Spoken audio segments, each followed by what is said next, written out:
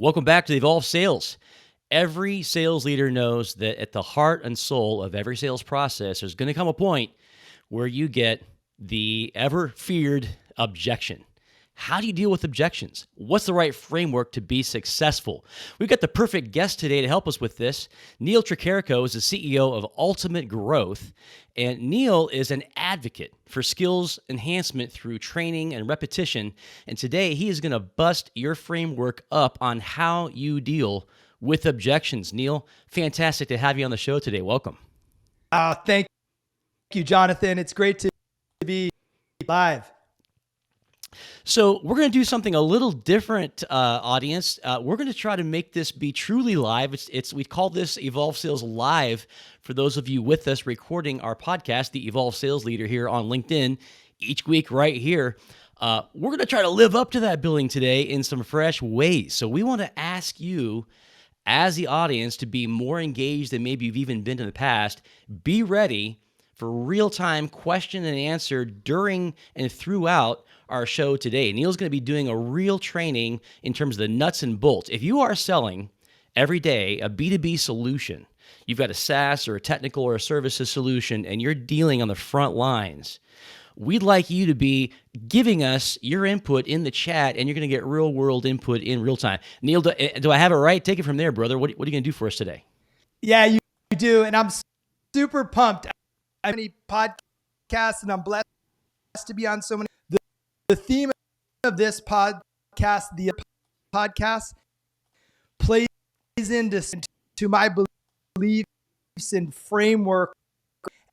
And as we look at expert objection handling, how many objections and close more deals, struck with is it's no longer coming objections, something I do to you. When I overcome objection, I'm doing something to you.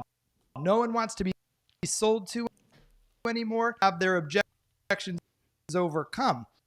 Little objections, that means we're aligned, we're partnered with them in order to support the gaps that we need in order to serve them in enrolling, if it makes the most sense. Well, and Neal, I'm getting word from my producer that there is an audio issue on your end. Live audience, we thank you for your patience with this. Let me ask you to see if you can't troubleshoot that just for a moment and get that audio a little bit better where it could be. If you have a plug-in or if you're able to log out, log back in. The great news is we can edit this out for the later podcast episode. I'll take this as an opportunity while I'll let Neal deal with that challenge.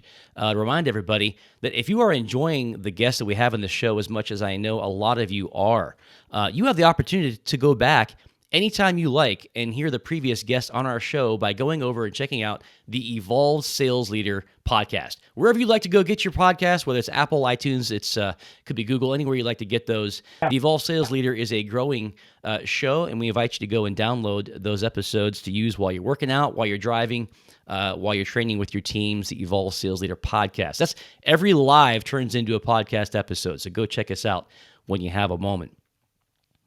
So let me come back to Neal and see if we've got some audio improvements going on. Let's check you out, brother. Okay. Yeah, it's still it's still giving us headaches. If you log out and log back in, let's see if that fixes it. I'm going to let you troubleshoot that, man. Let's see how it goes. Weird is on my end working 100%. So, all right, see if we can make it work. Okay. All righty. So we'll give Neal a chance to solve that problem. So a couple of things I'll mention too in terms of what we have planned for today. Plan to stick around. We're going to go until quarter till the hour wherever you are in the country listening. So we're going to have plenty of time to still get into Neal's framework. He's got a 7-part framework for dealing with objections, and it is very different. If you could hear a little bit of what he was saying before, rather than waiting for them to come and get into this battle and treating objections as something that happens to you, this is a framework that would let you as a professional producer be ahead of the game. and be in better control of the situation in a way that makes it more comfortable and is far more effective. So I know we're all excited to hear that. And also, if somebody out there, if you're game to come on the show, we will literally send you the link to pop on with us and interact with Neal and be coached on a specific scenario, like a real world scenario. So maybe be thinking about like what were the top objections you dealt with or that you have dealt with over the your last however many calls or pitches that you've had with prospects out there. What are the main reasons they're not buying? What seems to be stumping you? And especially if you're a seasoned person, if there's a real issue and it seems to keep coming up, see if you can't get that. Have that ready to go, and we're going to actually roll that out as a scenario with our expert trainer on the line. Now, we want to open up that opportunity to anyone. I do have someone who's been kind enough to raise their hand, and we'll bring them in if we in a moment. But we want to extend that opportunity to the whole audience today that you can literally come on the show and get into a role play with Neal. Hopefully he'll be bopping on here very shortly. So in the chat, while we're letting him figure out those technical deals, go ahead and start to send us, if you would, in the chat, some of the top objections that you've been dealing with when you're trying to get that B2B sales deal closed. I know one that pops to my mind is it's difficult to get all of the stakeholders involved in the decision. There's someone else I got to talk to, and it seems like that's a way that the cycle gets time added to the equation again and again. Bob is the head of this department; he wasn't in on these meetings, that kind of thing. What are some of the other objections you have? Start sending those into chat, and we'll get some real world input and insight from our expert. Neal, how are we sounding, brother? Good. Sounding okay. So we're showing that I'm working, and I don't know if it sounds different when it's working over here. So the feedback we're getting out here is yeah, we're getting some breaking up still happening. Let's proceed a little bit further and see how we can do anyway. Let's just give it a go. Maybe slow down your normal pace of speech and see if that allows for whatever's going on with technology today. That's good. And again, the testing of the green bar and that, I'm not sure what else to two different microphones working. My producer is recommending you kill the earphones entirely. Get rid of that. There may be a conflict there. And just channel your audio through your local speaker. And then if you go to the gear at the bottom in the settings. What's that? Make sure that the audio is all set up properly using the correct device for audio output versus input. Yes. It's got, it's showing my Shure MV7 microphone in full green. Now you're working. No cutting. Perfect. That did it. Okay. Awesome. Thanks for that suggestion, producer. Appreciate you. Joshua, you're my man. Thank you, Joshua. Okay. So yeah, Joshua is a total rock star, bro. I love Joshua. He's behind the scenes on this deal, guys, but if you like the show, you all owe Joshua a big high five virtually or in real world if you get a chance to see him. So, Neal, with that, let's get into our content today. So, first of all, when it comes to objections, let's set the table this way. As you were saying before, it often is treated as something that kind of happens to you, and then you get into sort of this, it's kind of like it's a battle of the will, like, right? You're trying to wait for this punch and you give a counter punch and it's this argument and you give that argument and you try, like, that doesn't seem like that's the way people want to interact today anymore, is it? It is not. And that's why it's such a pleasure to be featured again on the Evolved Sales Leader, because evolved means we're keeping up with the times. No one wants to be sold to anymore. They want to be enrolled. No one wants to have their objections overcome. That's something I do to you. So oftentimes people will come in hopes that I'm going to give them what I used to have hundreds of lines to overcome objections. But when in fact, when we handle objections, even the shift between handling objections and overcoming objections has a profound impact on how we relate to our prospects. Because when we're handling, That means we're addressing together in service of a common outcome is to explore enrollment, where overcoming is something I do to you, and no one wants to do that anymore. Yeah, right on. I mean, we live in an era where there's so much information available. No one is coming into the conversation completely unaware, right? And no one is going to exit the conversation without going and further informing themselves unless you do a great job giving them a reason to not do that. So there's been a real shift, I think, in terms of power, if you want to think of it that way. I don't love thinking about it that way, but in a way it is kind of a power shift away from the selling professional and into the hands of the consumer. A lot of us probably agree that maybe that's a good thing. It just means Absolutely. that our job as sales pros has shifted somewhat. So what are you recommending as an alternative then? Maybe give us sort of the 30,000-foot view, and then we're going to dive in. Great. Yeah, you hit the nail on the head. It's not our job to sell a prospect. Our job as a sales professional is to help our prospects make the best decision possible for themselves around our product or service. In fact, my personal mission and our mission at Ultimate Growth is to demystify sales as something other, something that we do to prospects. We sell them, we close them, we get them to buy our product. No, it's about being professional, helping them discover and uncover what they really actually need and whether or not our product or service helps them meet that need. That's a moral obligation that we have. And you have a framework that you use to really help the modern, evolved sales leader have better control for the better outcomes for all concerned, correct? So yes, tell us about that. Yeah, so it's a really straightforward framework that I'm going to take all of you through, and we'll approach it as a Mad Lib. So I'm going to teach it to you, and then I'm going to prompt you to respond. You can respond in the chat, but most importantly, make sure you take note of the prompts so that you have the framework to execute this approach yourself. And then at the end of this, I'm happy to provide this framework. I don't like to use the word script, but this framework for supporting you in an evolved way, helping your prospects overcome any objections they may have to enrollment.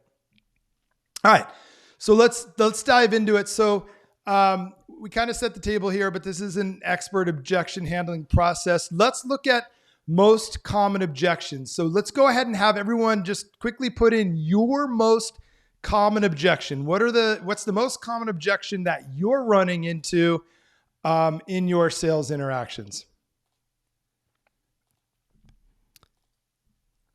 And do I get to see those here? Yeah, here's a few. Okay, cool. All right, so keep going with those. And then what I'm going to share with you when we go to the next slide is studies show that the most common objections that occur across any sales interaction is number one is price or the cost, right? And that's about 54%. But then interestingly enough, look at number two, it's trust. Trust. That means the number two objection, second to price, is that our prospects don't really actually trust us as sales professionals, and that is keeping them from moving forward with enrollment. Then we've got time. Time is a common objection. And then I know we're in B2B here, so we don't run into this as much, which is spouse. So yeah, those are the most common objections we see that studies show. And why do objections occur? Let's take a closer look at why objections occur. And why they occur more recently is if you look at the traditional sales model, so the pre-evolved sales model, some of you might recognize this, but if you look down there towards the bottom where it talks about overcoming objections, we're spending a very little amount of time really actually gaining rapport, establishing trust and respect with our prospects. Simon Sinek has brought us what I believe to be the best definition of trust. Trust is a biological reaction that someone has our best interests at heart. So imagine in your most important, your primary relationships, your friendships, that trust means you would step out of your comfort zone and take action because you trust this human being. And if you look at the stats, if trust is one of the number one or number 2, objections, there's no handler or something to say or do to create that. That means, as if we flip over to the other pyramid, please, Jonathan, the reality, the truth of it is that look how small down at the bottom handling objections is.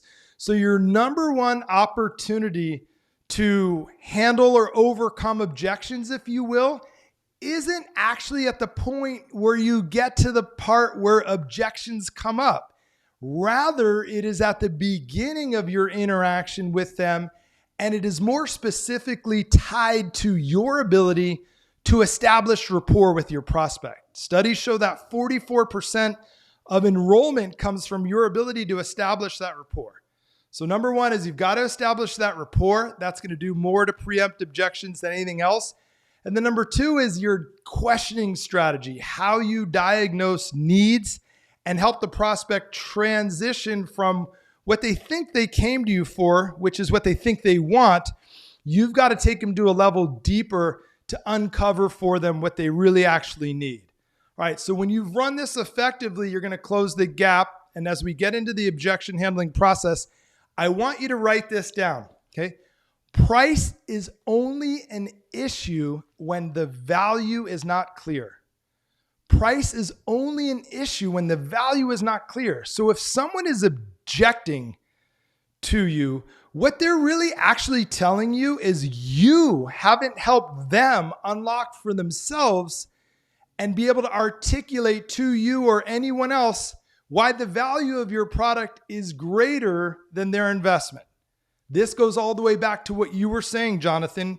It's not about selling anymore. Folks are going to make their buying decisions. So an objection says, sales professional, you haven't helped me uncover value that would be greater than this cost. My time, my money, whatever your objection may be. Let me pause there for a second. Is that making sense? Is that resonating with folks?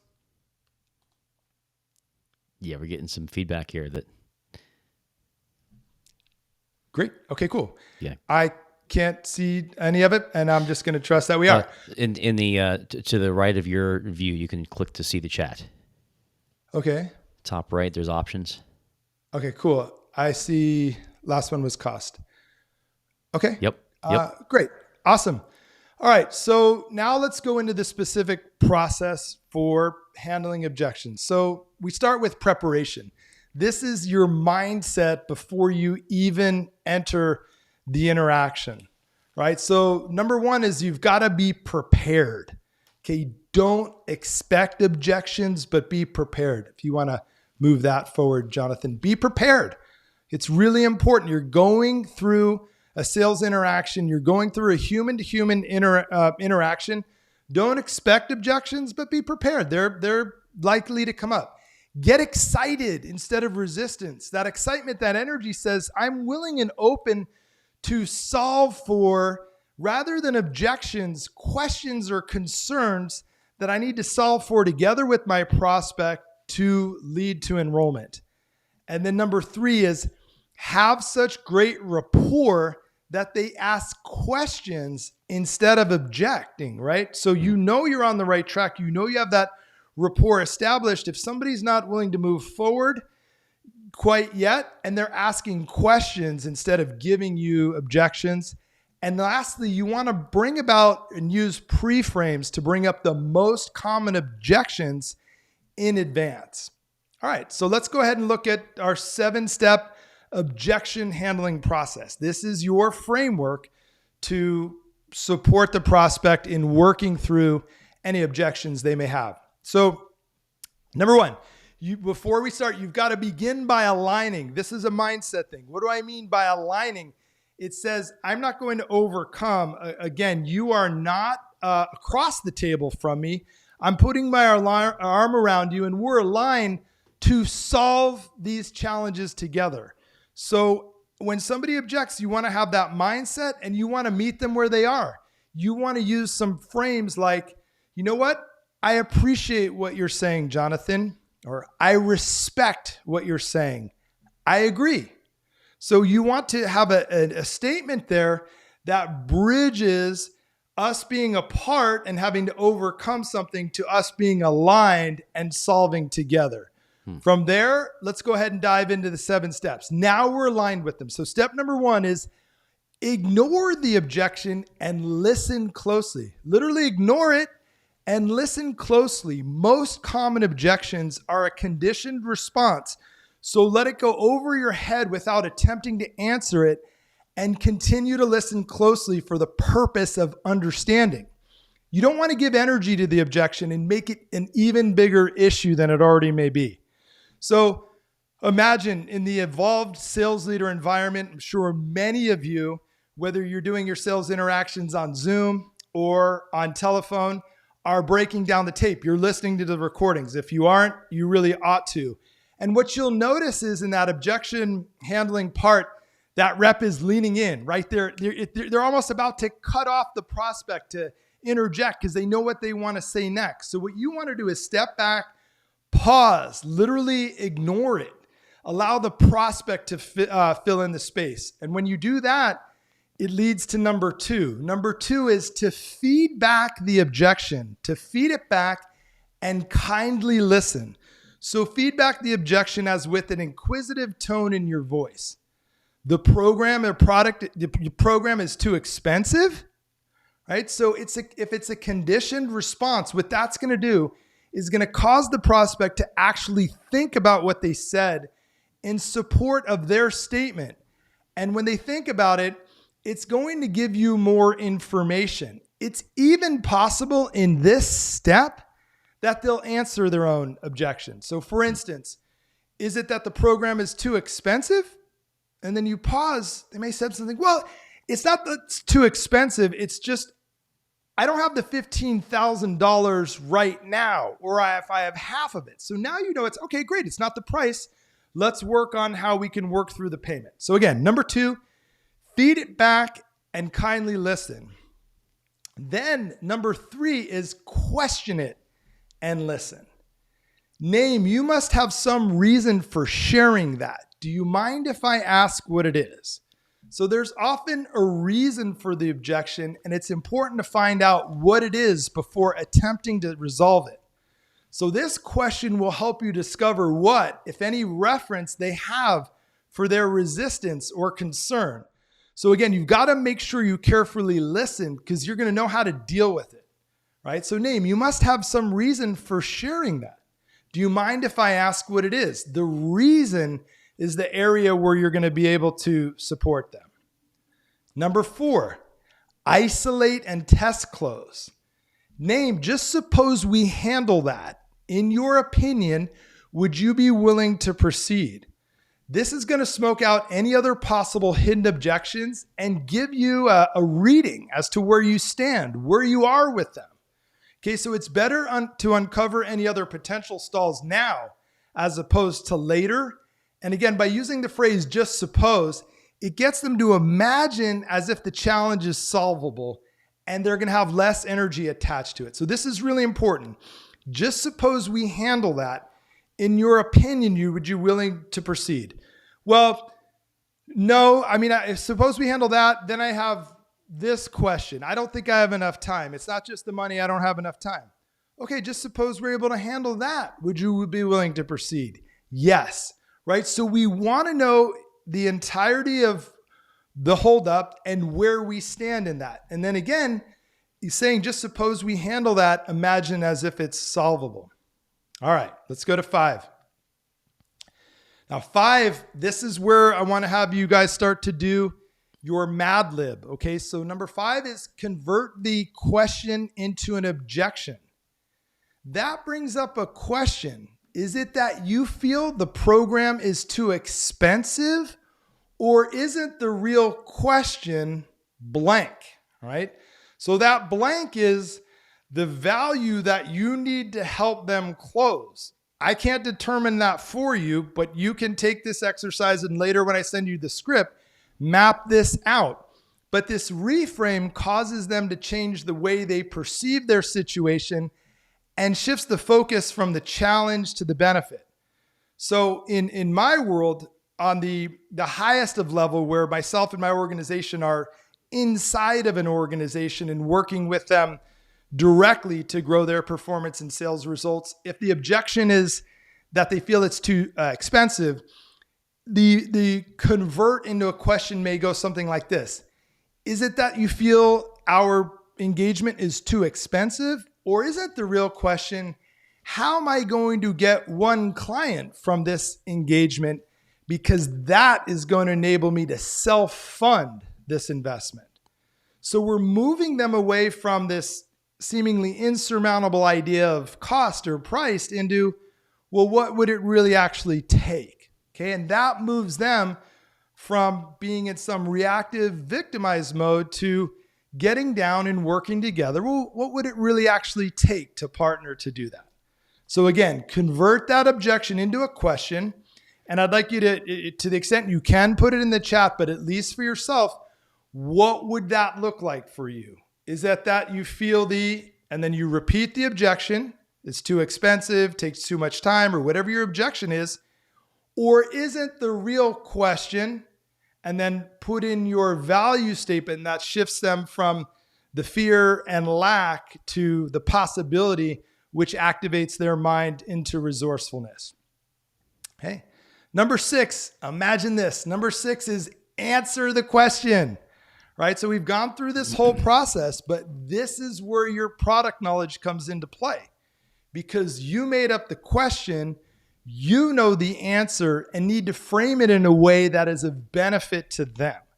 So if you've done your homework, meaning in that pyramid that we showed earlier, if you diagnose their needs and understand clearly how your product or service will meet their needs, now you get to answer the question, right? So you're going to have to take some time on this. This isn't something that I or anyone could magically solve for you. But again, this is where you are going to answer the question and move them off that fear and concern to a better question. How can we solve for getting one client to self-fund for this?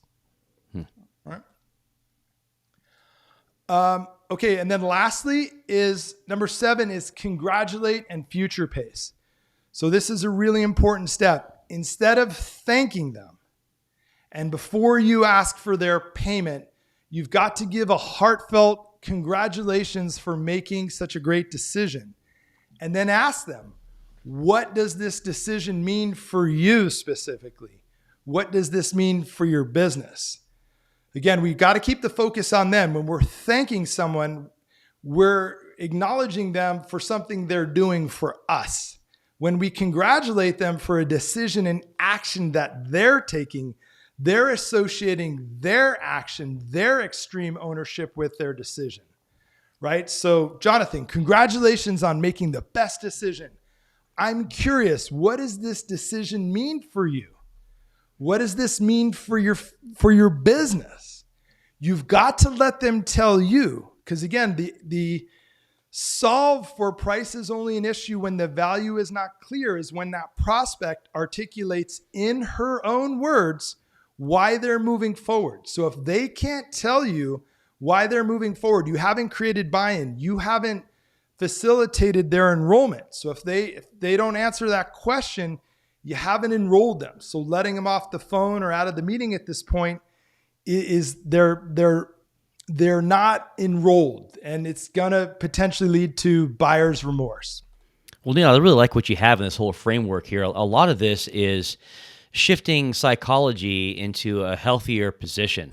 Like when you thank someone for a deal, that may even feel like a polite thing to do, but you're almost making it feel like it's transactional now. Right? If the whole thing is supposed to be about them and their outcome, what you're doing is tying a bow on that consistent thought that from start to finish, this is about solving their problems and creating a benefit that they are going to enjoy in real terms. Well said. And again, therein lies the whole beauty of our evolved community. It's their decision, right? It's not lessening or weakening the sales profession, but it's putting the focus, the evolution where it should be on our prospects, on our clients. So this idea of overcoming objections, and it goes away because it's really a matter of reconnecting with them and the two of you getting clarity around what's most important to them and when your product or service solves or exceed that need in supporting them in making the best decision to enroll. Yeah, I love that. Now we want to shift gears now. So we have a lot of great examples in the chat, and just for convenience, I've actually curated a bunch of those over, and I can put those up on the screen that are the specific ones that are objections. We also do have a volunteer that is here and can join the call and can get into a role play with you. And I know you've got a really wonderful offer. So why don't we give those who may have to depart for sake of time? You've got a really nice downloadable they can take and run with, and then we'll shift over to the role play. What is that downloadable? Where can people find that, Neal? Yeah, so where you can find that download, if you'll go ahead and put it in the chat, it's salesteamsystem.com/objections. That's salesteamsystem.com/objections. So I've taken this framework and I've created a Mad Lib for you to fill out. So go ahead and download that, fill that out. And this has been compressed, and especially with the technology, but my commitment to you is I am so committed to you evolving in this mechanism that when you download it, when you complete it, I'm happy to work through it with you as part of your script, role play with you one-on-one with it as well, because it's so important to me that as part of being evolved sales leader, that we demystify this idea of overcoming objections and use a framework to re-clarify what's most important to our prospects. So again, salesteamsystem.com/objections. All right. I love it. I appreciate you sharing that with our audience. Lots of value there. Now, we do have some great questions in the chat, but I know everyone came to see the role play in real time with an audience member. And we do have a gentleman who is actually a longtime audience member who was kind enough to raise his hand and said, yeah, I'll be a guinea pig. So I'm going to go ahead and bring him on at this point. This is Dennis Hamilton. Dennis, go ahead and say hello to the audience here at Evolve Sales. Hey, everybody at Evolve Sales. How are we doing today? A lot of you already know me. Yeah, definitely a friend of the show, as you might say. So let's turn it over then to our capable trainer while I get my windows showing the correct way. Here we go. Now we're all on board. Oh, cool. All right, we got operator the error. All right. Well, awesome, Dennis. Thank you for hopping onto the hot seat, and we're going to go through this process, right? So I will be the sales rep and you be the prospect. But then when we get to that Mad Lib point where we're going to set the question and answer the question, I'll flip it back over to you to prompt me for that, and then we'll talk through it. Does that sound good? So I'll start out as the client, and then we'll switch right when we do the convert the objection into a question. Exactly. And then answer, because I don't know you or your business as well as you do. Awesome. Sounds great. Or if you feel comfortable, I can be the prospect the whole time, and you tell me the objection, and we'll go through the script. Which would support you most? I'm fine. I'm great with Plan A. That works great. I'll start out as the client, and I'll end up as the sales rep. Okay, great. So we'll start this off. I'm going to say, okay, Dennis, and what's your program or service? We offer leadership training to small businesses on 7 core business disciplines. Okay, great. So Dennis, answer me this. Why is our leadership program something you must move forward with? Well, I'm not sure that we're going to move forward with it. What I'm looking at right now is I'm trying to really figure out the price versus value proposition. And it seems like the price to me is still pretty doggone high based on what we had budgeted for this. So I'm pausing right now. He may or may not fill that space. Oftentimes he won't. So, okay. All right. So Dennis, is it that you feel the leadership program is too expensive? It's not really that it's too expensive. I'm much more concerned about what value it's going to deliver to my team over time as I am the actual expense as far as what you're charging for the program. Okay, I understand. Now, what's interesting here, audience, is Dennis is in essence answered the question. You must have some reason for sharing that. Do you mind if I ask what it is? So it's really important as you become more proficient at this, you don't just ask the question, he's answered it, right? So he is in a proactive way. So he's engaging as this framework would suggest he would in 1 or 2. So it's as if I had asked him, you must have some reason for sharing this. Do you mind if I ask what it is? So we don't need to ask that because he said it's not that it's so expensive. I'm just not clear on the value that I would get for that investment, right? So imagine it. We're right in that value conversation. Price is only an issue when the value is not clear. So whose obligation is it to help Dennis clarify and understand the value, right? It's ours as the sales professional. So we're not gonna overcome him. We need to understand. So, all right, so then we go to isolate and test codes. So Dennis, just suppose we handle that and we're able to help you see and articulate for yourself the value that would be greater than the cost to spend in this program. Would you be willing to proceed? Yes. If we see that the value supersedes the cost, we would definitely be willing to proceed. Great. So now we can move to 5 because we don't have to worry about any other objections. We've isolated this one thing. If there was a second objection, we would ask that question again. So now we go to number 5, convert the objection into a question. Dennis, that brings up a question. Is it that you feel that the program is too expensive and you're not clear on the value that the program would bring? Or is the real question,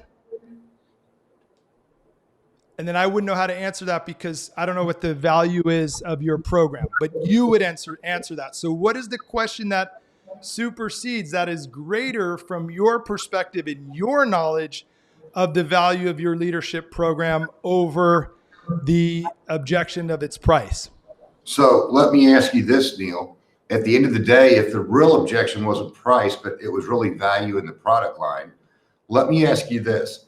What type of result were you expecting out of the program, and how would you quantify that result as far as the value that it delivers your organization?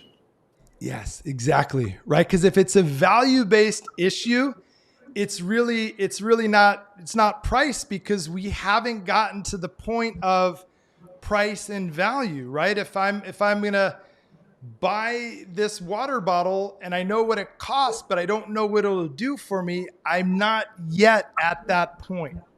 So potentially if somebody wanted to take extreme ownership of it and be a little playful with it, they could say something like, Dennis, I'm curious, isn't the question not whether the price of this leadership program and its value, but isn't the real question, have I done a good enough job of helping you understand what that value would be against the price? So I want to take ownership of that and take a step back because I failed to uncover from you what would the ROI or what would the return need to be for you understanding what you understand about my program thus far.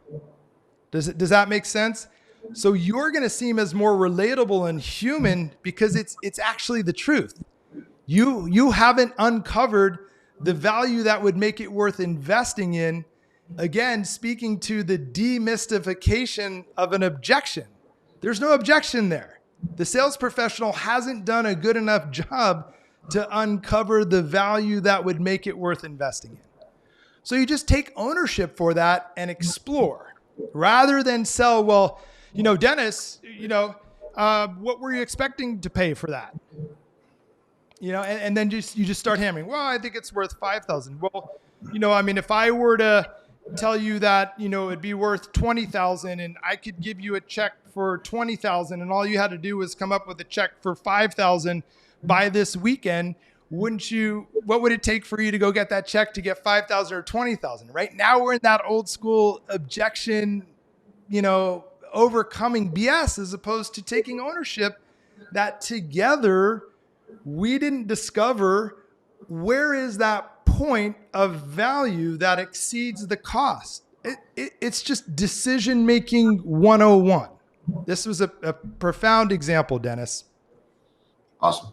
So Neal, you didn't answer my question. If I could build enough value, no, go ahead, Jonathan. That's good stuff. Well, I want to thank Dennis for coming on and being our guinea pig today, and we're gonna get him a little plug as well. If you're interested, maybe you're a listener and you'd like to be check out his offering. It's at greenfund.net. Dennis, thanks for coming on and doing a great job. You're a real pro. You bet. Thanks, Have a great Dennis. day. All right. Well, so we've got some other good Q&A activity we could engage in cool. here, Neal. Let's Great. jump over to that if we could. Sure. I'm going to start with a couple of the questions, and then we can maybe take a look at remaining objections, and you can give a little extra color as time allows. You got it. So there's a couple here that I thought were kind of interesting. So Joshua, hey, he's my hero, so we're going to give him first dibs on a question. How do you build rapport with someone who answers the phone already angry?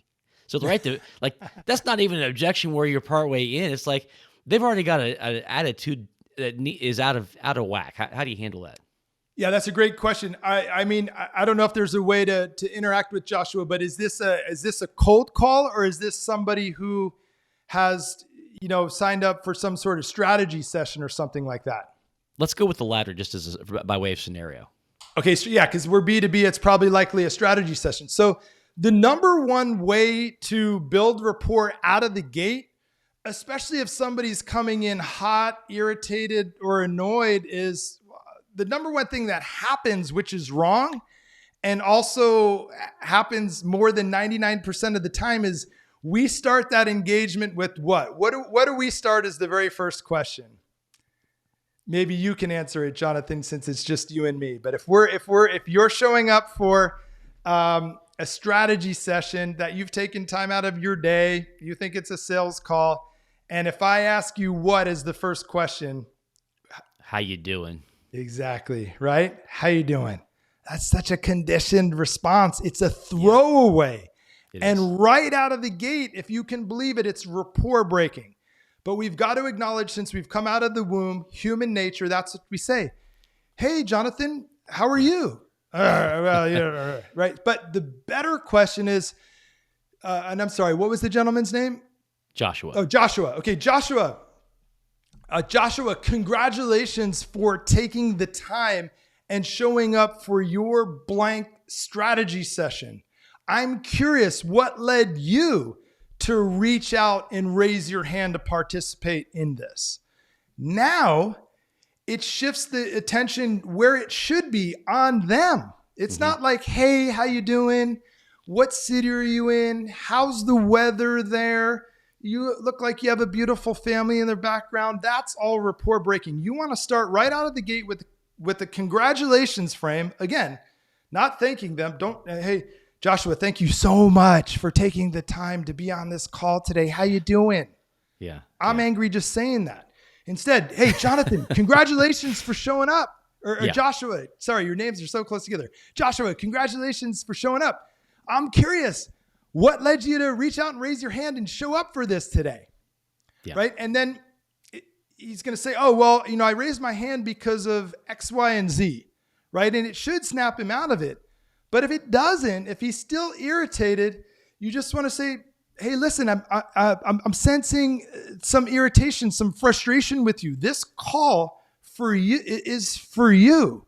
There's some reason that you decided to schedule this time with us. And if you give me a little bit of breathing room, my commitment to you is this will be the most powerful 45 minutes you could spend in service of blank, and then insert your value statement. So another important piece is, if you're doing these strategy sessions in B2B, And these calls are either set up by a sales development rep or they're set up in some way through some sort of Calendly link. You've got to set the standard out of the gate. All right. So here's a real important nugget for you. Whether it's SDR or out of the gate, you want to set the standard of this call. And the standard of this call is you've got to take whatever your software, your program, your product does and not articulate what it does, but what's the most important outcome. So for me, when we're setting up one of these strategy calls, the standard is this. My commitment to you is this will be the best call you have all year to grow your sales results. Now imagine that standard. So from SDR or Calendly link, that seed is planted with this guy. So now he's not showing up upset. He's like, wow, what about the stones on this guy? I got to show up just to see what this value is. And if you really want to knock his socks off, the night before you have your scheduled strategy session, take this bad boy, the phone, and video text. Hey, Joshua, I see where we're scheduled tomorrow morning at 10:30. I just wanted to put a face to the name. I'm looking forward to our call and coming through on my commitment to you that this will be the best call you've had all year to grow your business. Barring an emergency, I'm going to be there. If something comes up on your end and you need to reschedule, please let me know here. So again, much like objections or overcoming someone's anger is the preempting, right? It's putting that value up front so they're compelled to show up in their best possible way. And then ultimately, if they show up and they're mean and you say, hey, if you give me a little bit of breathing room and they're still mean, you got to let them go. Just say, hey, you know what? It doesn't feel like this is the right time. I'm happy to reschedule at a time when we can get clear on what matters most to you. In the meantime, I'm going to give you this time back and give me this time back to serve someone who is ready to explore how to help themselves. Yeah, that's fair enough. Got another good question here too. I think dovetails with that. I mean, you maybe you've already solved it in a way. Alfonso asked about the customer that seems just tepid. They're not that interested, but they haven't said no to you just yet. Mm-hmm. He's asking, do you recommend that you just straight out ask him, hey, I'm feeling a lack of interest from your end. Could you share with me why? Yeah, I mean, that's Alfonso. Sorry, the print is so small on my end. That's exactly it. Instead of like in the old school, unevolved way, we have a tendency to bulldoze, to miss the signs. So if somebody's distracted, looking away, or they're not present, or they're not really like, be the human that you would in your primary relationship in rapport, in a connected way, is to say, hey, I'm feeling a lack of interest or presence on your end. Has something come up, or is there something that I've done to upset you in some way? So rather than guess at it or worse yet, blow past it, Alfonso, you're spot on. I mean, I don't know what else to say. That's exactly what you should do. That is an evolved relationship approach to do it. Love it. Well, we'll take a little extra time with some Q&A just because we had our front end go the way that it went. We've got some good additional objections. We asked folks to share those. Cool. We are still considering options. We need to discuss with leadership. So sounds like and this is so common when you're trying to sell B2B, especially if it's enterprise and above in terms of size. Who are all the stakeholders? And sometimes it feels like they flat out lie to you. They're not. They're probably not. But they're not thinking about it the way you are, right? For your job to get done, you may need to have 6 or 8 people involved. They're thinking about the 2 or 3 that they work with every day. This could be for some sort of a software platform or a services engagement, whatever it might be. So this is a big one. Is it Marlon? And I appreciate you sharing that. So how would you address that, Neal? Great question. I really love this. So there's 2 aspects to this question. We're still considering other options, and we need to discuss with leadership. So we always want to be thinking about proactively, what could we have done in advance to preempt this situation? So yes, in enterprise sales, there are multiple decision makers, but when you set the standard, like we spoke about earlier, that this is going to be the best call you've had all year, insert statement that transforms your decision maker's life, that gets them to the table. So you have to do whatever it takes in advance of the sales interaction to gather all the stakeholders in one place. And sometimes, again, without understanding the software, the setup, or anything like that, you can't do that. But sometimes that means holding such a standard that says that you're not going to build value around your solution or make the offer until everybody's there.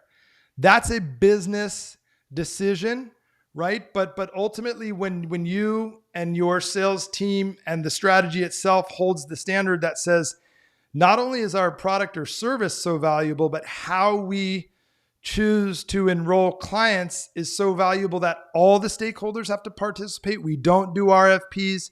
We don't present to anyone short of the decision maker. That's a different game. So yeah, that's a business decision. And then the other options part I could address, or you say something, Jonathan?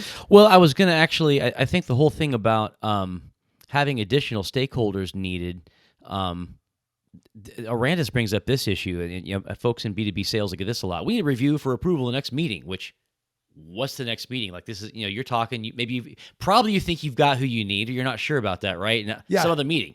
So my first instinct is just, I want to sell myself into that meeting, right? Neal, what do you say to that? How do you deal with that? Well, cool. I don't want to leave him hanging on the other question real quick. It's a quick solve.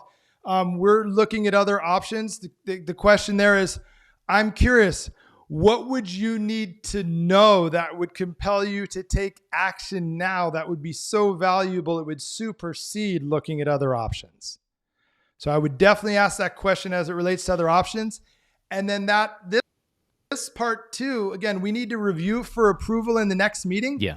I'm not entering this meeting without understanding what the overall approval process is. So much in the same way we ask, just suppose we're able to handle that objection, would you be willing to proceed? I am knowing before I'm getting into my pitch or presentation, all of the steps for approval, right? So I know ahead of time, okay, you're going to present to this team, and then it's going to go to the next team for approval. So I'm putting together all of my pieces so that I'm like, okay, so who am I able to attend the final approval meeting? No, you're not. It's going to be a decision that's based on your presentation with us and the proposal you send over. Okay, now I have all the information. So I'm going to do my very best to get into to let them know our process works with me ultimately being involved in the approval meeting. But if I can't, what I'm doing at the precedent meeting is I'm delivering it in such a way that I'm delivering it to the approval table while speaking to the folks in this way, and then making the compromise or concession for it going to the approval meeting is that I'm sending the proposal as a video. I like that. And the great news is for that approval team, they can watch the video faster. Now I speak pretty fast, so they could probably get me to 1.25. Then I'm sending the proposal in a video via, I'm blocking on it now, but you've got to send it in one where you can see whether they've watched it. Yeah. You have to take ownership, everybody, of the sales process. These questions put you in a reactive mode. So you'll notice most of my answers are about what are you doing strategically. Instead of playing checkers and moving against their move, you're playing chess that you know the move's 3 ahead. So even if you can't be at the table, you're setting the rules of engagement to put your best foot forward at that ultimate approval table. Perfect spot to end it there. I mean, we've got a lot more. We could keep going for probably another half an hour, but appreciate the audience engagement. And we tried a little bit of an experiment on this episode. And I'm going to say it's been a pretty good success. So, Neal, I appreciate you challenging us to kind of up our game on the show. And, brother, you offered a ton of value to our audience. And that's most important of all. So thank you for that. Thank you. You're welcome. And I hope to to see you all. Please download that script, and what an honor to interact with your audience directly. I appreciate you, Jonathan. Wishing everybody a great weekend. All right. Thanks a lot. And a great big thank you to our sponsor, Overpass.com. If you need to hire SDRs quickly, go check them out. It's free to set it up. You'll be amazed at how easy and cost effective it really is. Go to Overpass.com. And for all of us here who produce the show, thank you so much for being part. Bring a friend. We're here every Friday on LinkedIn for LinkedIn Live. We're going to see you that next time. That's going to do it for now. Take care, everybody.